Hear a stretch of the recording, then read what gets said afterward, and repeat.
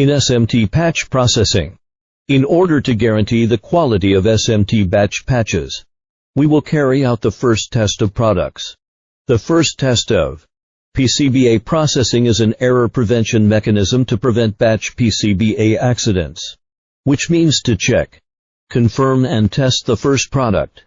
The first test is to find the problems affecting product quality in the production process as soon as possible, to prevent batch defect or scrap.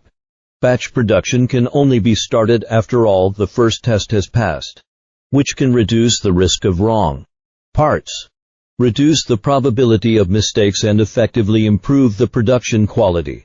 The first test generally occurs in the following circumstances. First, the new product goes online for the first time. Second, the beginning of each shift or handover. Third, the product model is replaced. Fourth, the product is replaced. Adjust equipment, tool fixture, feeding. 5. Change the technical conditions, process methods and process parameters. 6. Using new materials or ECN material change.